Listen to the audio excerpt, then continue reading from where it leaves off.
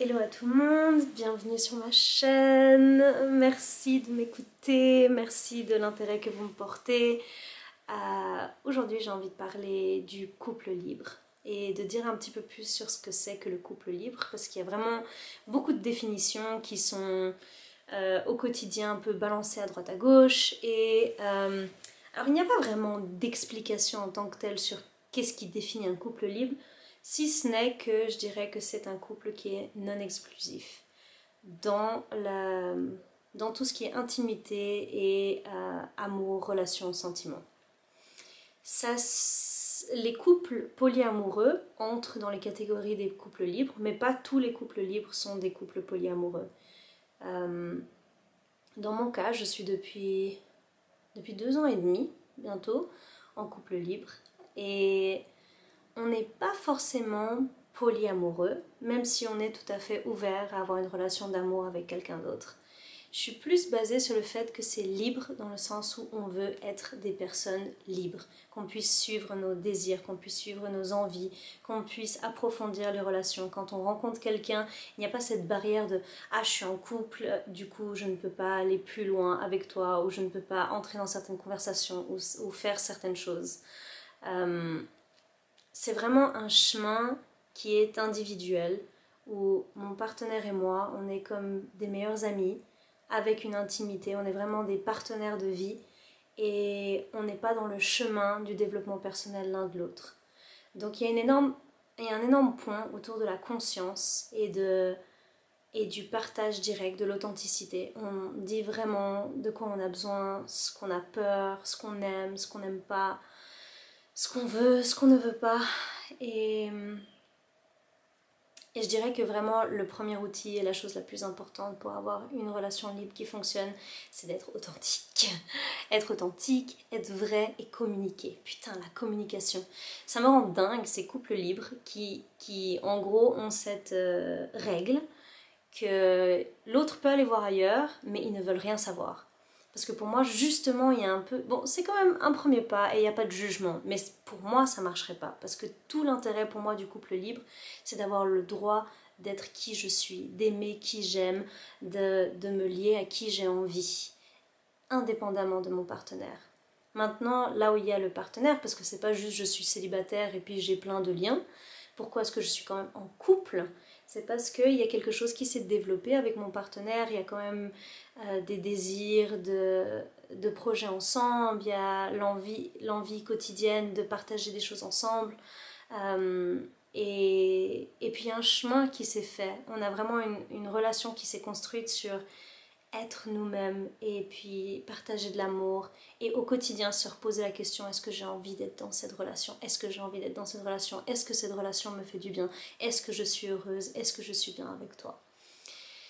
Et en l'occurrence, je trouve qu'on a appris tellement de choses en étant libre, tellement de choses sur la jalousie, sur la peur d'être seule. En tout cas, je parlais pour moi, mais la jalousie, la peur d'être seule, la peur de ne pas être aimée, la peur de ne pas être acceptée, tellement de choses autour de ma sexualité, de ma peur de l'intimité. Il y a vraiment beaucoup de choses qui se sont développées. Et dans le couple libre, je trouve vraiment un endroit dans lequel j'ai le droit d'être moi. Je me sens littéralement libre. Et je me sens en couple. J'ai l'impression d'avoir quelqu'un qui m'aime. Enfin, pas j'ai l'impression. J'ai quelqu'un qui m'aime et qui me soutient au quotidien et qui est vraiment là pour moi. Et je suis là pour lui. Et j'adore suivre sa progression. Il aime suivre la mienne. Et je trouve vraiment un équilibre et un amour de moi-même en étant dans cette relation dans laquelle il n'y a pas de contraintes au niveau des relations avec les autres gens. Je dirais aussi qu'il y a vraiment ce truc un peu dans notre société où on sait par défaut que les gens trompent les autres. Alors bien sûr, c'est pas 100% des couples. Moi en l'occurrence, je connais quand même pas mal de couples qui, à ma connaissance, ne sont jamais allés voir ailleurs, ni un côté ni l'autre. Mais quand même, faut se le dire, faut se l'admettre. Dans notre société, ben, ça arrivait plus d'une fois que les gens trompent. Et puis moi, j'ai été approchée par tellement d'hommes qui étaient déjà en couple et puis qui avaient quelque chose qui manquait dans leur couple et du coup ils le cherchaient à l'extérieur.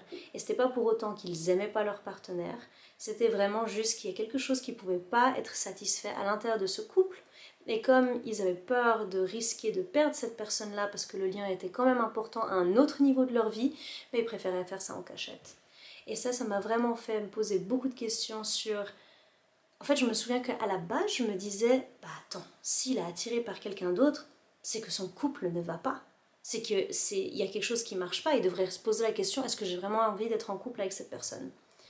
Et petit à petit, je me suis rendu compte que en fait, c'est possible d'aimer plusieurs personnes à la fois. C'est possible d'être très amoureuse d'une personne et puis d'être très attirée sexuellement par quelqu'un d'autre. C'est possible d'avoir des désirs sexuels qui sont complètement différents et pourtant d'avoir des envies pour le futur qui sont complètement compatibles. C'est totalement possible d'être compatible sur certains aspects et pas sur d'autres. Et je trouve que le couple libre apporte ça, apporte la possibilité en fait de... La personne la plus importante dans ma vie, c'est moi-même. C'est moi et je ne vais pas sacrifier une part de moi au nom de la loyauté. Maintenant, ça c'est quelque chose qui me parle et vraiment, il n'y a pas du tout le monde qui est obligé d'être d'accord. Enfin, vraiment, je ne m'attends pas à ce que tout le monde est d'accord avec ça. On a tous nos propres vérités. Ça, c'est vraiment une vérité qui me correspond. Et je me souviens qu'il y avait ces blagues un peu genre ah, l'idéal serait d'avoir un copain pour à la maison, un copain qui est le parfait papa, un copain qui est le parfait amant, un copain qui est celui que je peux montrer à mes parents. Et je trouve que le couple libre, ou le polyamour, mais le couple libre permet en fait d'avoir tous ces copains, d'avoir toutes ces personnes. Et là où c'est limité, c'est vraiment genre dans le temps. En fait, combien de temps j'ai à disposition pour mes relations et comment je gère mes différentes relations. Et généralement, quand je rencontre quelqu'un, je leur dis que je suis en couple libre et je leur dis que je suis vraiment ouverte à tous les différents types de niveaux de rencontres.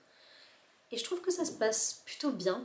Et étonnamment, il y a beaucoup plus de gens sur cette planète qui sont attirés par ça que ce qu'on penserait. Et j'aime le côté où, en fait, quand on est honnête avec soi-même, notre réalité, ma réalité a changé et commence un peu à s'ouvrir et à s'adapter à qui je découvre qui je suis. Voilà, c'est quelques mots autour du couple libre et avec plaisir de recevoir des questions ou autres. J'adore, ça me ferait super plaisir. Je vous embrasse.